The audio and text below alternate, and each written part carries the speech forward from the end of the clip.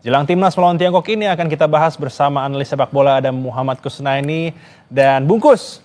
Laga 5 Juni besok Ya. sama-sama menjadi pertandingan penting untuk kedua tim. Prediksinya seperti apa nih Bungkus? Iya, ini pertandingan yang bagi kedua tim tidak ada pilihan lain kecuali menang ya. Tidak hanya Indonesia, China atau Tiongkok ini juga butuh kemenangan karena mereka sekarang masih di dasar klasemen untuk melewati peringkat Bahrain, melewati peringkat Indonesia. Satu-satunya jalan mereka harus 3 poin, bahkan termasuk 3 poin di laga terakhir nanti melawan Bahrain. Nah, itu saya pikir faktor kunci yang akan membuat Tiongkok kali ini bermain akan berbeda dengan di laga pertama ketika mereka bermain sangat defensif ya. Mereka bertahan di daerah pertahanan sendiri kemudian melakukan serangan balik. Karena saat itu kondisinya mereka memang tidak wajib menang lah istilahnya. Indonesia waktu itu kan lebih diunggulkan karena sedang dalam performa yang cukup baik. Kali ini tidak ada pilihan bagi China kecuali harus menang karena itu mereka akan bermain lebih terbuka. Nah, ini sebetulnya agak menguntungkan kalau China bermain lebih terbuka ya. Karena timnas kita ini ada kecenderungan kalau menghadapi lawan yang bermain sangat defensif, yang menunggu di area pertahanan sekitar 30 meter, kadang-kadang kita mudah frustrasi gitu loh. Kesulitan membongkar pertahanan, kemudian agak lalai, kecolongan. Nah, kalau lawan bermain lebih normal seperti waktu menghadapi Bahrain, itu tim kita bisa bermain lebih lepas, bisa bermain lebih sesuai dengan game plan. Nah, saya berharap mudah-mudahan nanti di pertandingan lawan China nanti, China bermain lebih keluar, tidak terlalu banyak menunggu di area pertahanan, kita bisa bermain lebih terbuka, lebih normal, dan akhirnya bisa menampilkan permainan terbaik dan menang. Oke, nah Bungkus ini kan Tiongkok sepertinya nih sudah menyiapkan strategi untuk menyerang cepat dan ini sudah diceritakan oleh Branko Ivankovic bahkan di media massa dan sepertinya antisipasi yang dilakukan oleh timnas ini seperti apa, Bung? Iya, nomor satu saya pikir pemain kita harus betul-betul fokus, tidak boleh kecolongan lagi seperti di pertemuan pertama ya. Karena di pertemuan pertama itu sebetulnya kita secara permainan cukup bagus, menguasai permainan, mendominasi possession ball, tapi kecolongan oleh serangan balik. Kali ini saya berharap para pelatih dan pemain sudah belajar dari situasi pertandingan pertama, di mana mereka berkali-kali bisa dieksploitasi pertahanannya saat lawan melakukan serangan balik. Kali ini jangan sampai terjadi lagi. Karena itu kuncinya menurut saya kualitas dan apa ya kerjasama di lapangan tengah itu harus jauh lebih baik. Keseimbangan antara pertahanan dan menyerang itu harus sangat baik. Dan itu membutuhkan pemain-pemain yang punya kematangan di lapangan tengah. Makanya saya berharap duet Tom Haye bersama dengan Joy Pelupesi yang sudah bermain sangat baik waktu lawan Bahrain itu dipertahankan. Jadi kalau Coach Clifford bermain dengan formasi 3-4-3, maka double pivotnya itu Tom Haye bersama dengan Joy Pelupesi. Nah, kalau Coach Clifford mengubah permainan menjadi 4-3-3, saya berharap tetap ada Joy Pelupesi, Tom Haye, dan satu lagi Ricky Kambuaya. Jadi nanti tergantung bagaimana Coach Clifford meramu susunan pemain. Apakah 3-4-3 lagi seperti lawan Bahrain atau menjadi 4-3-3 seperti di pertandingan sebelumnya lawan Australia. Nah, Bungkus, ini kan kita tahu bahwa Indonesia tidak diperkuat oleh 5 pemain termasuk Martin Pas. Tadi Bungkus sendiri mungkin mengatakan bahwa lini tengah ini harus kuat dan tentu kita juga harus menyiapkan pengganti Martin Pas yang siap dengan serangan-serangan dari Tiongkok. Kira-kira siapa yang paling pas menggantikan peran dari Martin Pas ini?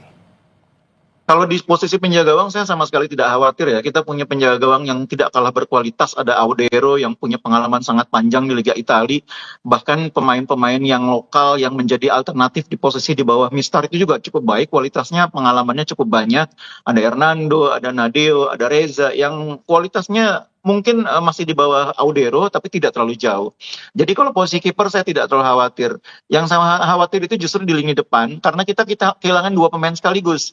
Kita kehilangan Orat Mangun di sisi kiri, kita kehilangan Marcelino di sisi kanan. Sehingga kali ini Ole akan bermain dengan 2 pemain yang ada di sisi kiri dan kanan yang dua-duanya bukan merupakan pilihan yang biasa dimainkan di laga sebelumnya. Oke.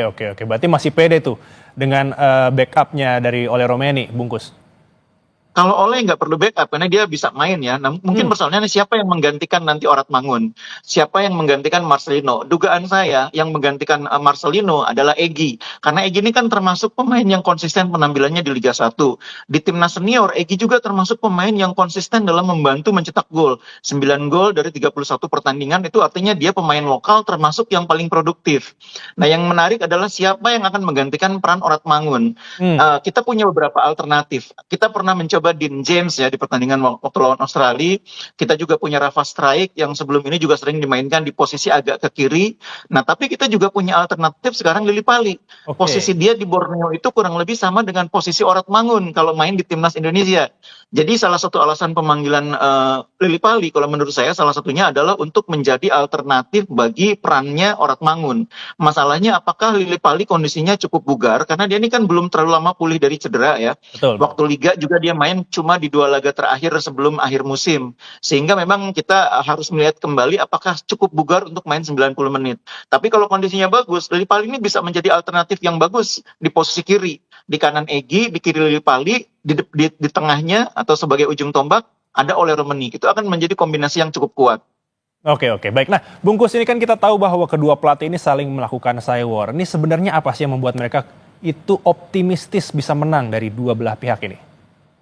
Kalau China, saya pikir bukan masalah optimistis. Memang mereka wajib menang, sehingga pernyataan pelatihnya itu lebih merupakan upaya untuk memotivasi para pemain. Dan saya pikir pemain-pemain China, ofisial China juga tahu bahwa di GBK kita akan menjadi tim yang berbeda. Dengan dukungan lebih dari 70.000 penonton, kita terbukti sudah bisa membuat Bahrain ini kesulitan waktu terakhir bertemu di Jakarta ya. Jadi tim China juga menyadari bahwa pertandingan di GBK kali ini jauh lebih berat dibanding ketika mereka menjamu Indonesia di Qingdao ya. Ya, betul. Dan karena itulah menurut saya berusaha pelatihnya ini memotivasi para pemain supaya optimis, supaya tidak gentar menghadapi tekanan publik GBK. Nah justru menurut saya dari sisi Indonesia, Clifford memang pada dasarnya layak optimis karena permainan Indonesia di pertandingan sebelumnya lawan Bahrain itu sudah jauh meningkat dibanding laga sebelumnya lawan Australia. Oke. Dan satu-satunya pintu menurut saya kalau kita mau bersaing lolos ke putaran berikutnya memang harus 3 poin tambahan. 3 poin dari Jepang akan sangat sulit, jadi 3 poin yang paling realistis adalah menghadapi China. Oke, baik. Bungkus, terima kasih untuk insight-nya. Baik. Semoga besok timnas bisa Amin. mendapatkan hasil yang maksimal. Terima kasih sekali lagi Bungkus, sampai kita berjumpa lagi. Amin.